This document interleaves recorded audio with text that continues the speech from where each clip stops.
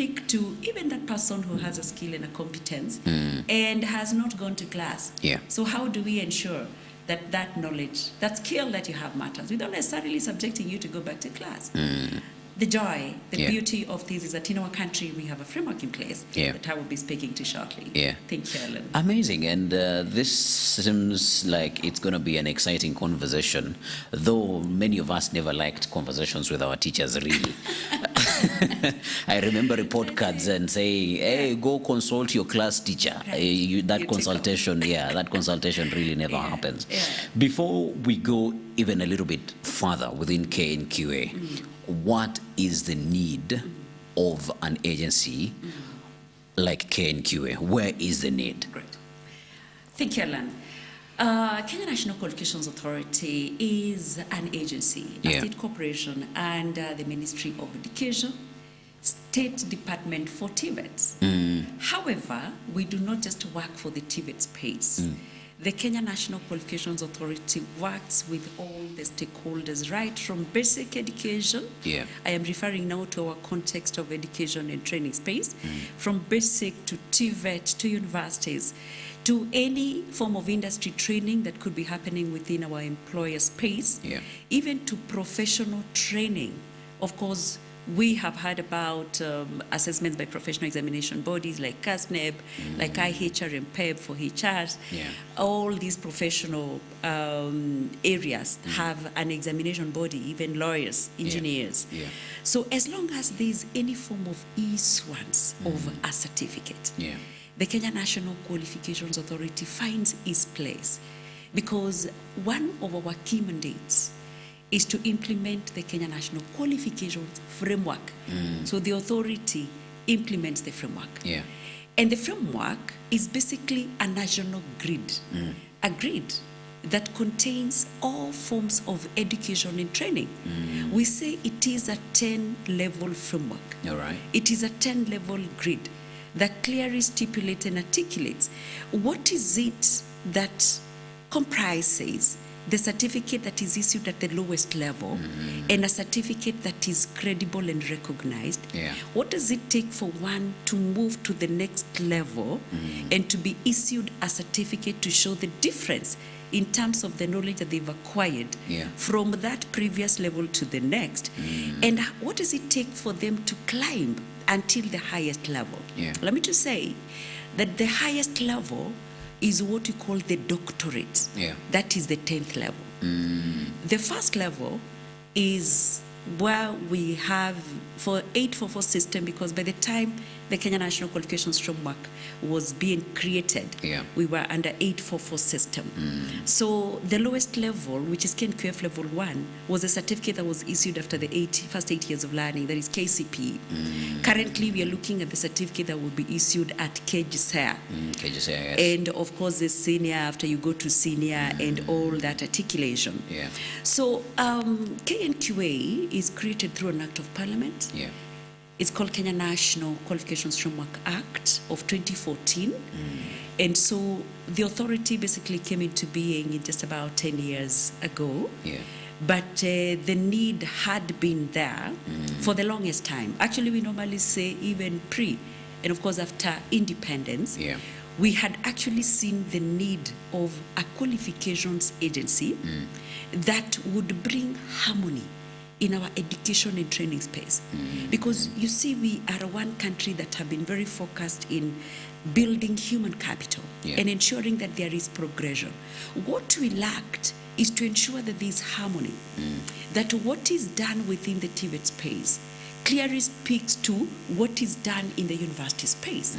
It clearly speaks to, if one pursues an education, a training from the professional space, and you get a CPAK, for instance, how do you get back to what we call the academic framework?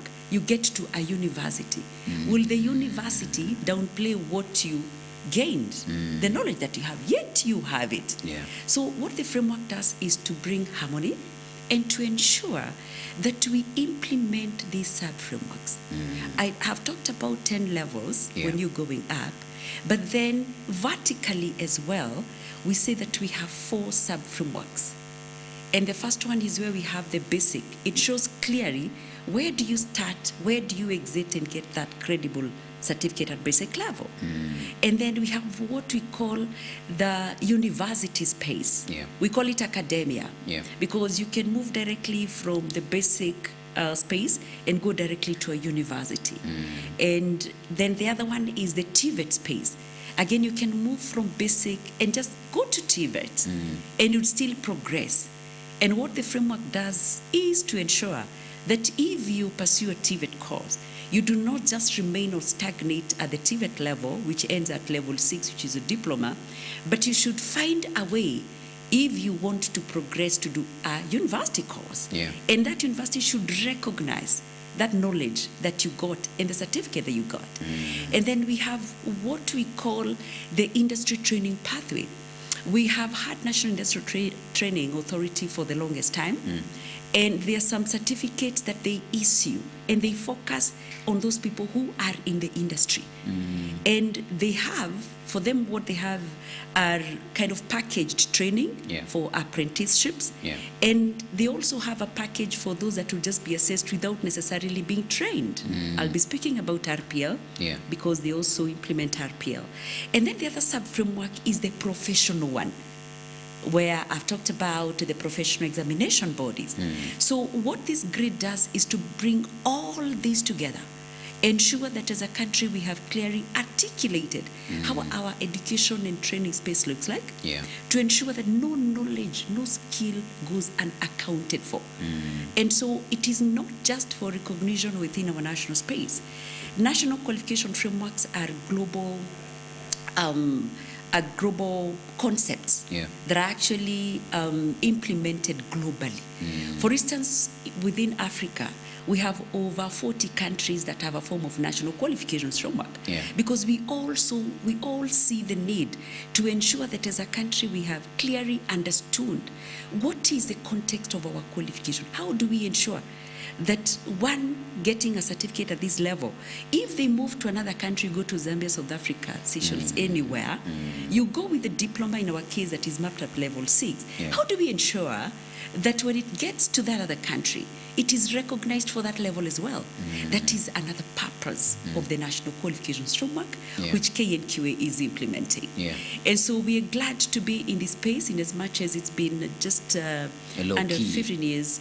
But we say that the framework is actually at the apex if you look at all these players, because you're saying what basic brings on board, the framework maps it there within the National Qualifications Framework or grid, and then what the university does, we're able to see how it links it. What the TVET institutions do, it is well anchored, it is well mapped, and so that is what also makes it a recognizable, a credible certificate. Maybe I can add on and say that we work with a number of stakeholders, because our work as KNQA is to ensure that, first of all, there's a framework. There's that understandable progressive grid. Number two, that there's harmony that shows the interconnectedness of all these sub-frameworks, TVETs, basic, university, industry training, and all that. But then we have to work with what we call subsector regulators. Subsector regulators are the likes of TVET Authority, whose mandate is to ensure that they accredit institutions within the TVET space. Within the university space, we have Commission for University Education that deals with the universities. So our first point of interaction is actually with the subsector regulators. So what KNQA does is that we would develop policies to implement these national qualifications framework. And these policies and frameworks are now embraced by the subsector regulators and enforce them within their subsector space. So for instance, when Commission for University Education accredits a university and they charter it, then we get it registered within the National Qualifications Framework, and the framework refers to it as a duly credible qualification awarding body. If it is a TVET authority, TVET Authority will accredit any legally mandated institution because it has to have a legal backing to be a qualification awarding body so that it can issue a certificate. For instance, if it is National Polytechnics, or we also have TVET's Curriculum Development and Assessment Council, TVET CDAC, which also is, it develops curriculum, but it also assesses. So within the TVET space, we have those qualification awarding bodies. So once they accredit them, the journey does not stop there. We get them and register them within the grid to make sure that that which, for instance, Nairobi National Polytechnic is offering has been accredited by TVET Authority to OVAT level 3, 4, 5, or 6, we are able to map it. And that means that wherever we have mapped it, it is clearly understandable to anyone. And it is not just the program or registration of the institution. It gets to the graduates. For instance, Alan, whatever certificate you have from the institution where you pursued it from and that issued you, we need to ensure that it is registered within the National Qualifications Database, if it is a credible institution, and ensure that your records as a graduate are actually registered in what you call the National Qualifications Database. To go further, why we talk about the National Qualifications Database is because, again, for years on end, we had fragmented data on graduates who've been issued certificates at those various levels. So having a common grid was good, but then there was also need to ensure how do we get data? Because data is very important that speaks to policies progressively. So we needed to know how can we tell people who've graduated at basic level. Of course, NEC, Kenya National Examination Council, has the data. But then, when they move to the next level, NEC might not be able to collect will not be able to collect the data. So, should you go to all the qualification, the national polytechnics, wherever you did, so you find them fragmented everywhere. If it is the universities, we have over 80 of them. So you find every institution has their own data. But centrally, we lacked that central point of access. So that is also what is implemented by the Kenya National Qualifications Authority. At the click of a button, you can be able to get details of where I schooled from primary and whether my primary certificate was credible, where I progressed to the next, and to show also that what I have, first of all, is not misrepresented. It actually belongs to me. And that actually I had the minimum requirements to be admitted to that level because it shows the history of what I have. So that is the richness of the National Qualifications Database. Of course, we're able to fight this menace of fake certificates and institutions that are rogue and issuing certificates to people.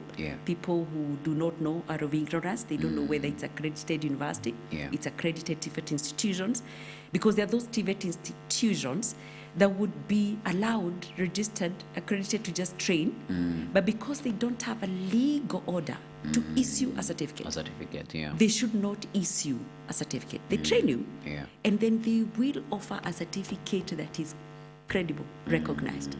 That is why you would find that currently we have a technical training institution.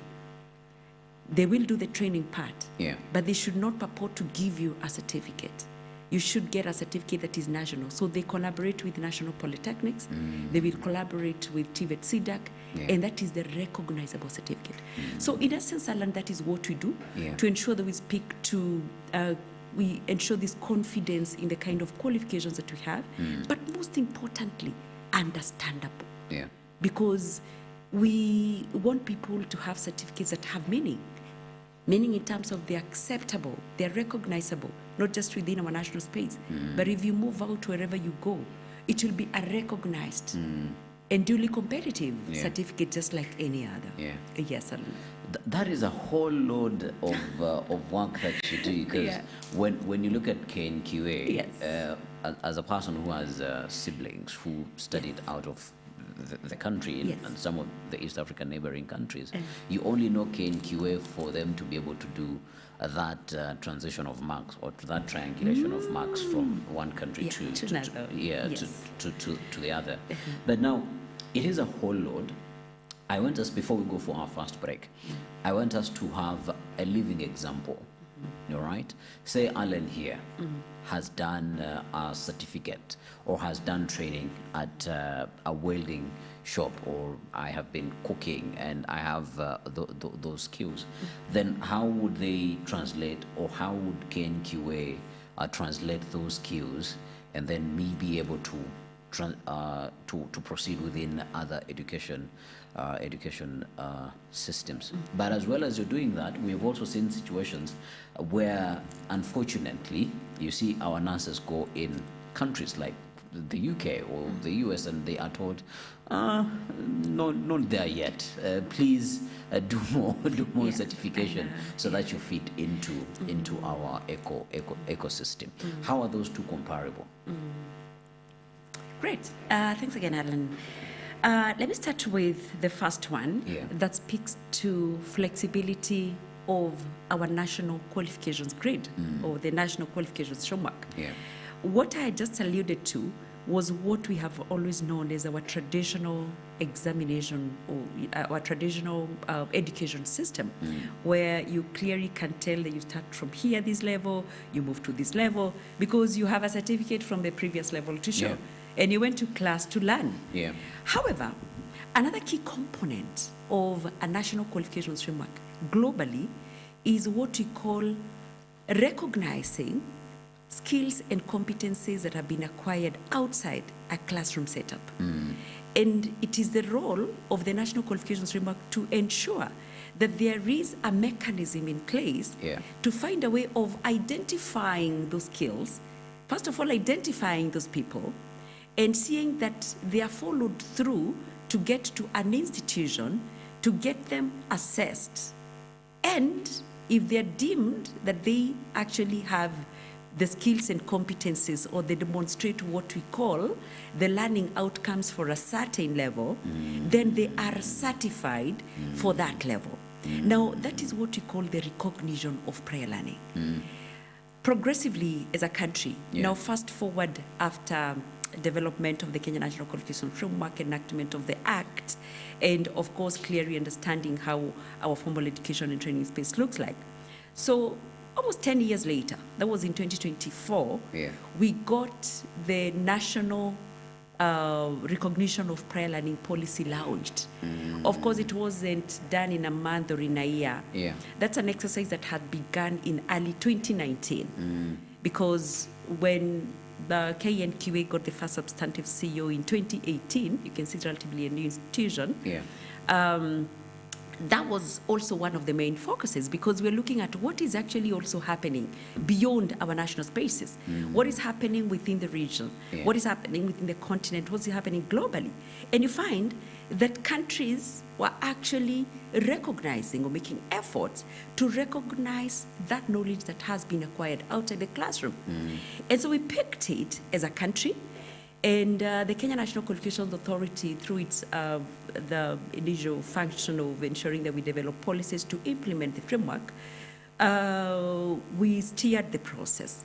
Of course, through the support of the Ministry of Education, they helped us have a well-formed, well-represented technical working committee, because already now you can tell that the National Qualifications Framework encompasses very many stakeholders. And you wouldn't do so much if they do not take ownership of their spaces. And so for such a policy, we had to get well-represented, multifaceted, multi-sectoral agencies developing these. And so fast forward, we've had the RPL policy launched in 2024, had been piloted prior to implemented to launching, and of course then rolled out for implementation. And so as we speak, currently as a country, we have a mechanism in place of actually identifying that person who has been in the industry for one reason or the other. Probably they fell out of our formal education and training space even before they go to do their first level or getting the first level of certificate. Or maybe they did the first level, they have their KCP, or whichever it would be, they have their KCSE, but maybe they did not get to TVET or university or do any professional course. So they found themselves in the industry. And these are people that we know very well, because as a country, we told over 85% of our people are in the informal sector, doing amazing work, leading to development of this country. And so we know that that's a rich base their skills, their competences. And so that was actually the main focus of the recognition of prior learning policy. Yeah. And as we speak, we've had institutions identifying those skills and certifying over 10,000 people in various trades, including what you mentioned about welding, including motor vehicle mechanics. Of course, we have our very own, these people who deal with our motor vehicles. Yeah. And we have mafundi, wambao, or any other person. We have people in the clothing industry. Yeah. You know, we have skills well-versed and in our sparse space. Yeah. And so to date, over 10,000 have been assessed. And allow me to say, in the spirit of enhancing inclusion and access, we had a focus also on our component of a population that are deemed marginalized. So recognition of prior learning is not just for people who do not have any form of disability. Yeah. Allow me to speak to that. Yeah. Because for us, that was a key focus. Because we were saying that traditionally, our education and training space, in as much as we have had policies ensuring that we have inclusion, the facilities physically, you know, we are able to get our people who are able differently also incorporated. But in a way, they get disadvantaged. However, or they fall off through the journey. They fall off through the journey. Yeah. And we find that in a way, for some of them, they find meaning in the business of life. They find themselves in the industry and they're doing something. And so through our partners, the likes of International Labour Organization that played a critical role in development of the RPL policy, the likes of UNHCR that we are still working with, we've been focusing also on that component, so that whether it is people with disabilities, whether it is those people who are forcefully displaced, we focus on them as well. So recognition of prior learning has actually expanded that and ensured that those people are actually, if they have a form of certificate, we actually go to them because we get institutions to look at how do they reach them. Because the beauty of RPL is that you don't have to create a school where those people are. The industries are everywhere. We connect them to the industry. And how we have done it, because we developed a couple of guidelines, it shows that how we assess these people, we get RPL practitioners who are actually industry-based. And so we actually get those people in the industries where they're working. We actually find them where they are, because apparently that space where they are in the industry offers a better trade assessment space. So they will be assessed from there, and they will be given a certificate. And we can tell of testimonies that we've had to date, the people already who've been certified, and they found more meaningful engagement, decent employment, expanded opportunities, and giving them opportunities just like any other person. A huge plus for this country. Yes. Absolutely. This was a two-part question, and I know you have noted down the second. The second question.